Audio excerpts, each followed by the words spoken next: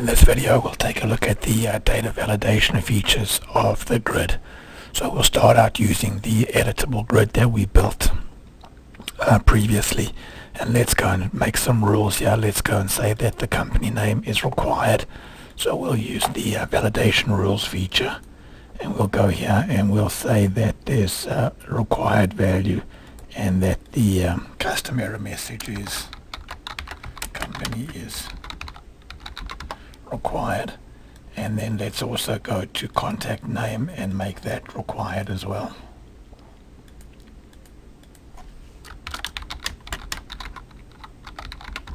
And this dialog here allows you to define a whole bunch of validation rules using non-programming techniques by just making selections from the dialog.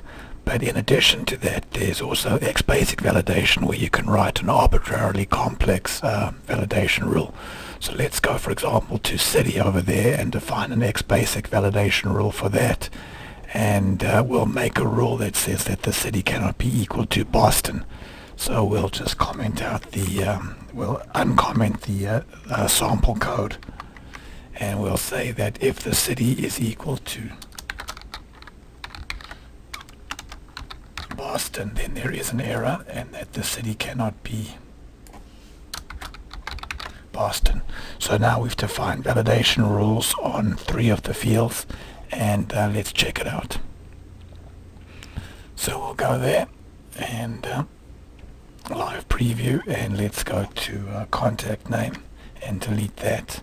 Let's go to company name and delete that. And then let's go to the city and put that equal to Boston. And then we'll commit the data. We'll hit the submit button.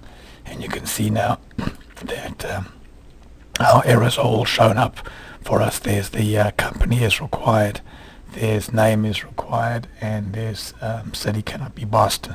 So let me go and say fix this error, and I'll change it to, and I'll commit this record just by itself. So I'll commit that record. You can see now that that record got committed because there were no errors, but I still have these 2 errors over here, and I can go here and I can say here Dale Jones and Alpha, and if I try to commit them now, basically both records get committed, and the data now, all the data has been saved.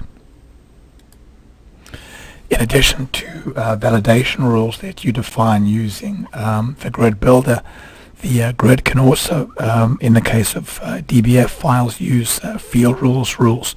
So let's quickly go here and let's go back to the customer table, which is a local DBF file, and quickly define some field rules over here. We'll go here to first name, and we'll say that first name is a required field, and that last name is a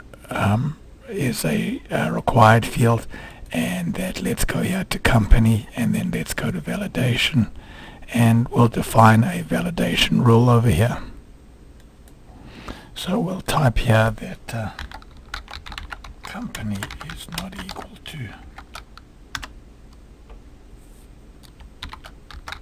Alpha, and I'll say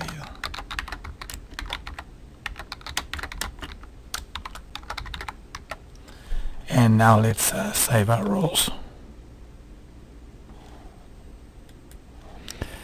and let's build a grid on that company table.